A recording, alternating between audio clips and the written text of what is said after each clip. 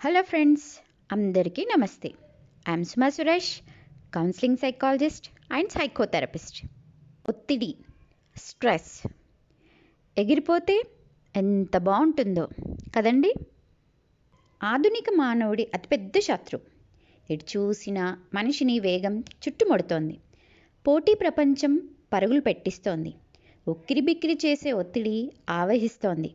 వదిలేస్తే ఇది ఆపాద మస్తకం కబలిస్తుంది, జీవితాన్నే హరిస్తుంది.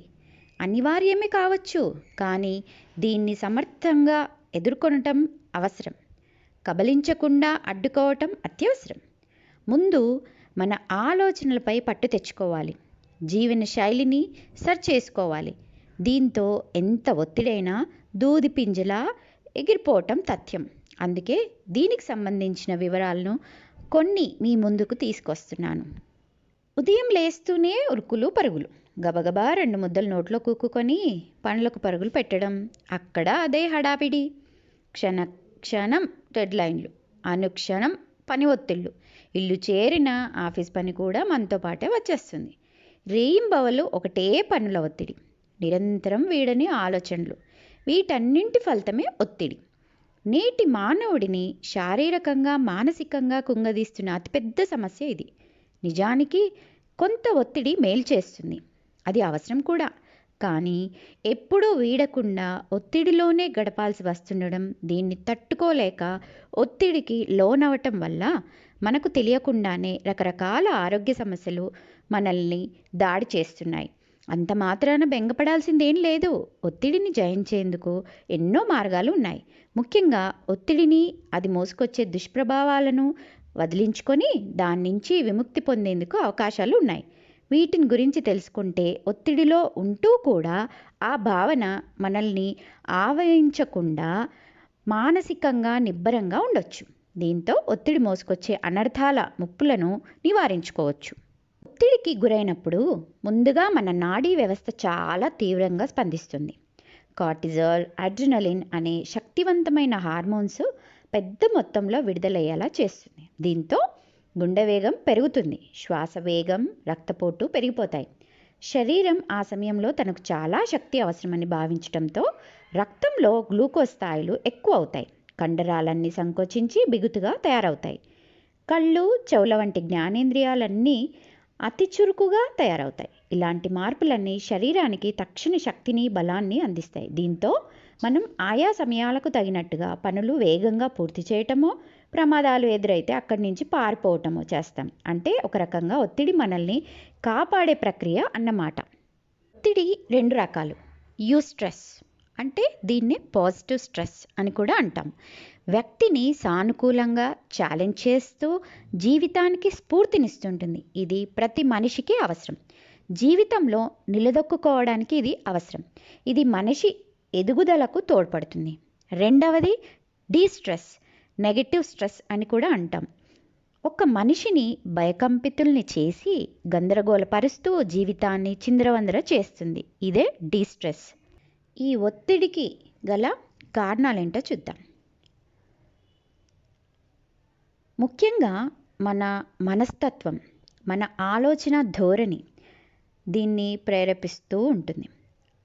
అది అలా జరిగి ఉండాల్సింది కాదు, ఇది ఇలా జరిగి ఉంటే బాగుండేదని అదే పనిగా విచారిస్తుండడం, జీవితంలో పైకి రాలేమనో, ఇంకేమీ సాధించలేమనో నిరాశ పడిపోవటం, అకారణంగా భయపడుతుండటం, ఇలాంటివన్నీ ఒత్తిడిని తెచ్చిపెడతాయి. జీవితంలో పెను మార్పులు, విషాదాలు, సంబంధాలు దెబ్బతింటం, విడాకులు, చుట్టుముట్టే ఆర్థిక సమస్యలు, పిల్లలు, కుటుంబ బాధ్యతలు, ఇంట్లో దీర్ఘకాలిక అనారోగ్యం, నిరాశాపూరిత ఆలోచనలు, రకరకాల పనులు ఒక్కసారిగా మీద పడటం, తమను తాము కించపరుచుకోవడం, మితిమీరిన అంచనాలు, ప్రతిదీ పక్కాగా జరగాలని అనుకోవటం, దేన్ని అసలు పట్టించుకోకపోవటం లేదా అతిగా పట్టించుకోవటం. చిత్రం ఏంటంటే ఒత్తిడిలో ఉన్నవాళ్ళు చాలాసార్లు ఆ విషయాన్ని కూడా గుర్తించలేనంతగా ఒత్తిడిలో కూరుకుపోతుంటారు. తమ గురించి తాము ఆలోచించే వెసులుబాటు, తీరిక లేకపోవడమే కాదు, వారి మానసిక పరిస్థితి కూడా తమకు ఏం జరుగుతుందో గుర్తించే స్థితిలో ఉండదు. 1-2 రోజులైతే పెద్దగా ఇబ్బంది ఏమీ ఉండదు. కానీ దీర్ఘకాలం ఒత్తిడి వేధిస్తుంటే మాత్రం అనర్థం తప్పదు. కాబట్టి ఒత్తిడికి దారితీస్తున్న కారణాలను, లక్షణాలపై ఒక కన్నేయటం మంచిది. వీటిని గుర్తించి జాగ్రత్త తీసుకుంటే ఒత్తిడితో ఎదురయ్యే అనర్థాలను, దుష్ప్రభావాలను ముందు నుంచే నివారించుకోవచ్చు. దీర్ఘకాలంగా ఒత్తిడిని ఎదుర్కొంటున్న చాలామందికి ఆ విషయమే తెలియకపోవచ్చు. కొన్ని లక్షణాలు, హెచ్చరిక సంకేతాలతో దీన్ని గుర్తించే వీలుంటుంది. తరచుగా మర్చిపోతుండటం, దేని మీద దృష్టి పెట్టలేకపోతుండటం, నిర్ణయాలు సరిగా తీసుకోలేకపోవటం, ప్రతి అంశాన్ని ప్రతికూలంగానే చూడటం, ఆలోచనలు కుదురుగా లేకపోవటం, ప్రతిదానికి అదే పనిగా బాధపడటం, గోళ్ళు కొరకటం, ఆదుర్ద, ఆందోళన, అనవసరంగా చికాకు లేదా కోపం, అవసరం లేని వాటికి అతిగా స్పందించటం, ఏదో ఒకటి తినాలని తహతహగా ఉండటం, నలుగురితో కలవడానికి ఇష్టపడకపోవటం, తరచూ పెద్ద కారణమేది లేకుండానే ఒళ్ళు నొప్పులు, బాధలు, ఛాతి నొప్పి, గుండె వేగంగా కొట్టుకోవటం, శృంగారంపై ఆసక్తి తగ్గటం, బాధ్యతలను పట్టించుకోలేకపోవటం, మద్యం వంటి దురలవాట్లకు దగ్గరవుతుండటం. ఒత్తిడిని ఎదుర్కోవటం, అది తీసుకొచ్చే దుష్ప్రభావాల నుంచి బయటపడటం సాధ్యమే. ఇందుకు దృఢమైన సంకల్పం, సానుకూల వైఖరి అవసరం.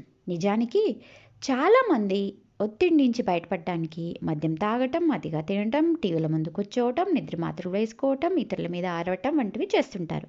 వీటితో మేలు కన్నా కీడే ఎక్కువ. కాబట్టి ఒత్తిడిని తగ్గించే ఆరోగ్యకరమైన పద్ధతుల గురించి తెలుసుకోవటం, వాటిని ఆచరణలో పెట్టడం చాలా అవసరం. ఒత్తిడిని జయించడానికి కొన్ని సలహాలు మరియు సూచనలు.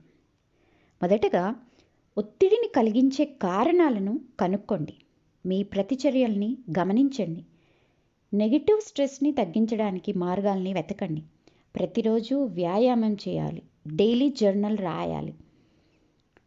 ఈ రోజుకి మాత్రమే ప్రాధాన్యత ఇవ్వండి. గతాన్ని గుర్తు చేసుకుంటూ బాధపడకండి. అందరితో కలిసి ఉండడానికి ప్రయత్నం చేయండి. బ్యాలెన్స్డ్ డైట్ని తీసుకోవాలి. నిద్రవేళలు పాటించాలి. ఆందోళన, చికాకుగా అనిపించినప్పుడు ఆత్మీయులనో, స్నేహితులతోనో, ఇరుగు పొరుగు వాళ్లతోనో కలిసి కాస్త ప్రశాంతంగా మాట్లాడటం ఎంతో మేలు చేస్తుంది. ఇది ఒత్తిడిని తగ్గించే హార్మోన్లు ఉత్పత్తి కావటానికి తోడ్పడుతుంది. ఇతరులు మనల్ని కొద్దిసేపు ఆప్యాయంగా పలకరించినా, చూసినా కూడా నాడీ వ్యవస్థ స్థిమితపడుతుంది. అలాగే ఇతరులకు సహాయం, సేవ చేయటం తద్వారా లభించే తృప్తి ఎంతో మంచివి. దాంతో సామాజిక బంధాలు మెరుగవుతాయి. రాత్రిపూట ఎక్కువసేపు టీవీ చూడటం మానేయాలి. మొబైల్ ఫోన్లు, కంప్యూటర్, ల్యాప్టాప్ వంటివి ముందేసుకోవటం ఆపేయాలి. ఆహ్లాదకర దృశ్యాలను చూడటం, మధురమైన సంగీతం వినటం, పెంపుడు జంతువులను ఆప్యాయంగా నెమరటం, ఇష్టమైన పరిమళాలను ఆస్వాదించటం, ఇలాంటి పనులు చాలా వేగంగా ఒత్తిడి నుంచి బయటపడేలా చేస్తాయి.